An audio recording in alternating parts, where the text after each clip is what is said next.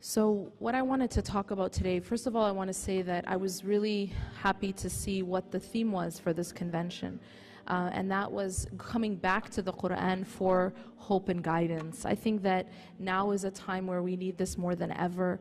And I want to talk just briefly about how the Quran can be a source of transformation for us. We just, alhamdulillah, completed the month of Ramadan, the month of the Quran.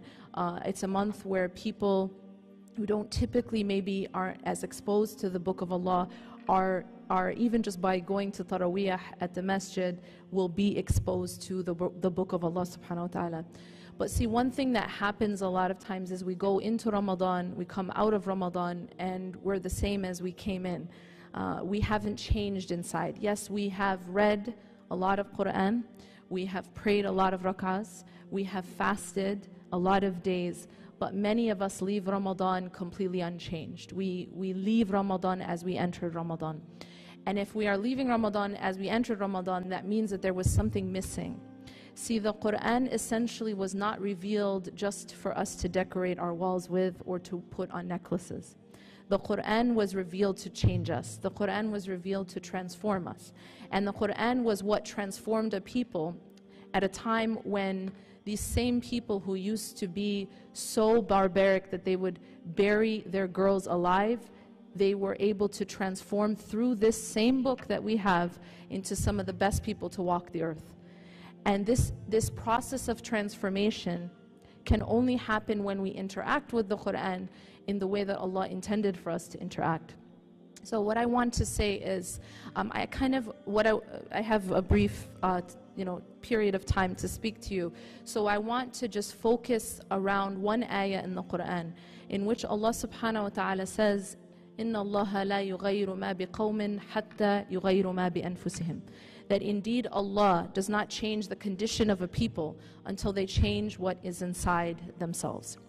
Now, the reason I want to talk about this ayah is because we are experiencing a time right now where we want to change our condition.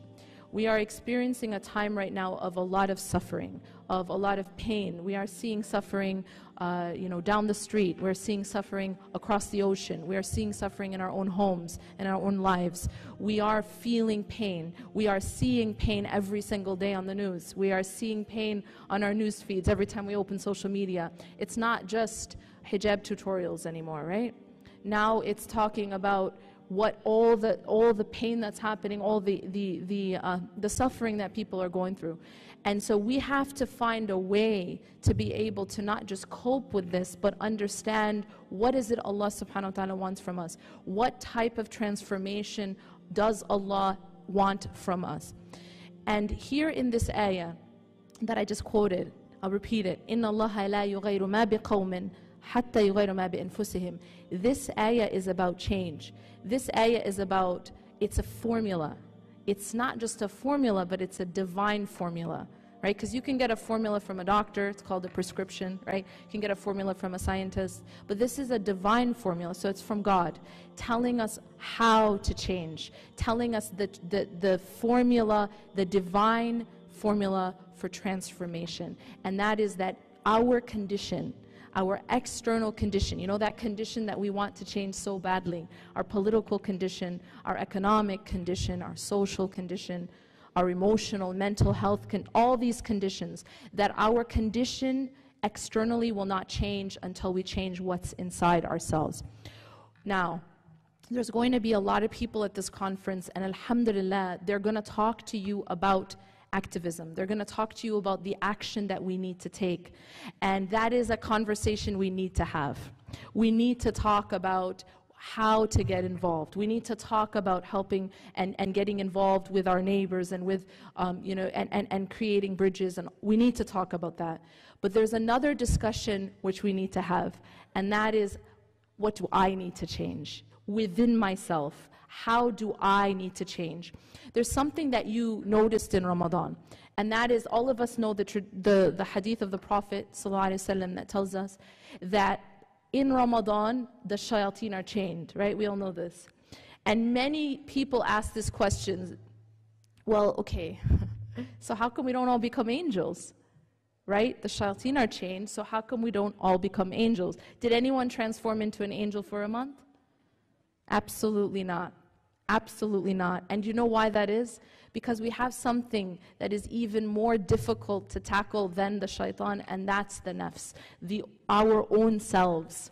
You know, it sounds like a funny question, but my mom sent me this, this article about someone asked a question, something that actually might not occur to most of us, but it was a very interesting question.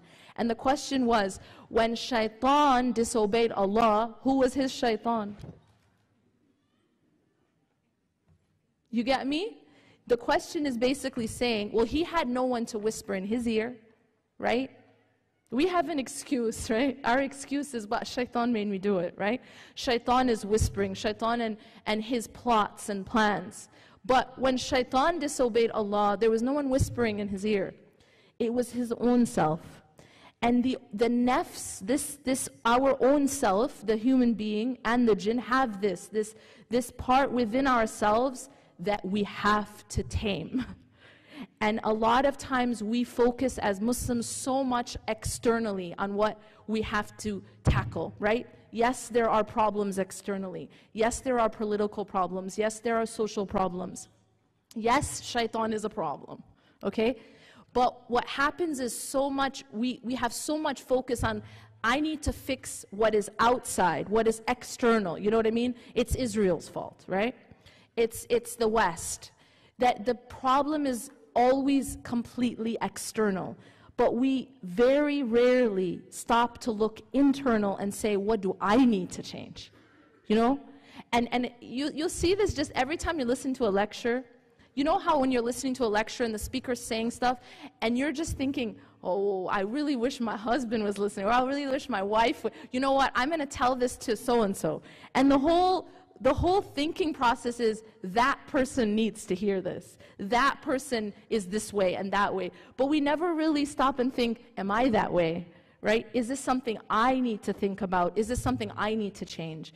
And so I want to bring it internal for a second, and I want to emphasize this is not mutually exclusive from the external work.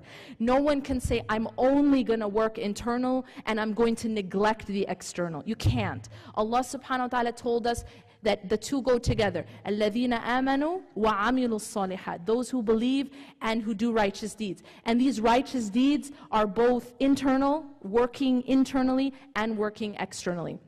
So I just want to emphasize that, but I want to focus right now for a moment on the internal. Because Allah subhanahu wa ta'ala told us that on the day of judgment, nothing else is going to matter except for the one. Allah subhanahu wa ta'ala says, this is on the tongue of Ibrahim alayhi salam in a very beautiful extended dua. وَلَا تُخْزِنِي يَوْمَ يُبْعَثُونَ يَوْمَ لَا يَنْفَعُ مَالٌ وَلَا بَنُونَ إِلَّا مَنْ أَتَى اللَّهَ بِقَلْبٍ سَلِيمٍ. Do not disgrace me on the day when everyone's brought back, the day when nothing will benefit anyone of wealth or children, because these are the things that we use as currency in this life to benefit us. But Allah's saying in that life, none of these things will be of any value. It's like monopoly money, right? You collect it, it's fun during the game, you have some power, right, because you have the most money, but ultimately that money is useless. So this wealth and children ultimately will not benefit anyone. But what will benefit us? And that's the question we have to ask, because we're on a journey. We need to know what's going to benefit us.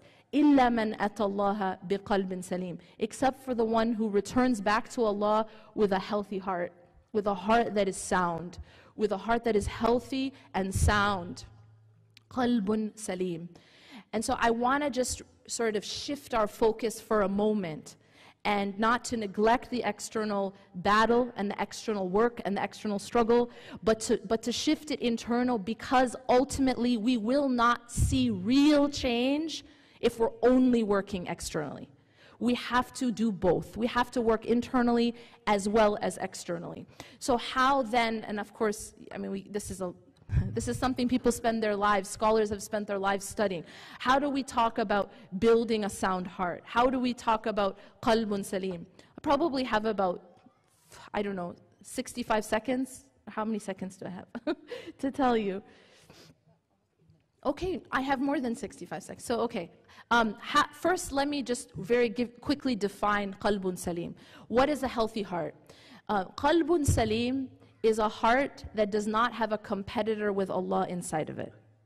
So what does that mean? It means that there aren't things in the heart that we love more than we should love Allah. There aren't things in the heart that we fear more than we fear Allah.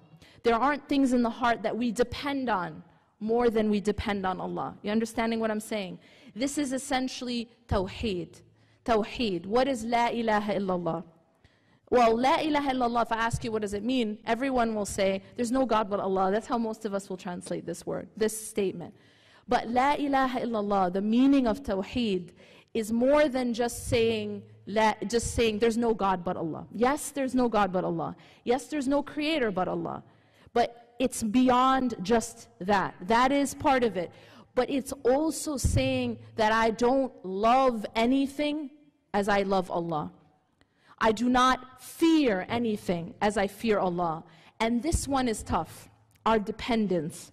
This is a very deep discussion.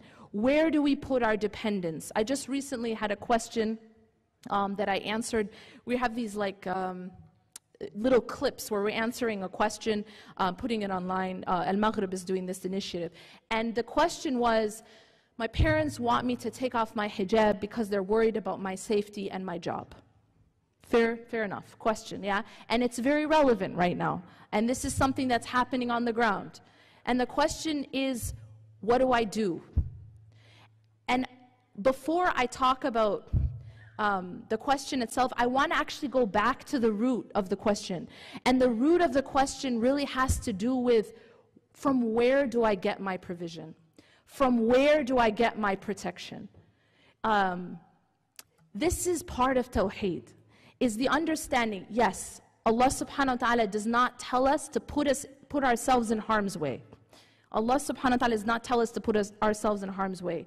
But I want you to dig deeper for a second and really, really ask yourself, what are we dependent upon for our protection? What are we, yes, we put on our seatbelt when we drive, yeah? Yes, we put in our effort to find a job, but ultimately, where does our protection come from? Is it from the seatbelt? You understand? Where ultimately does our risk, our provision come from? Is it from our employer?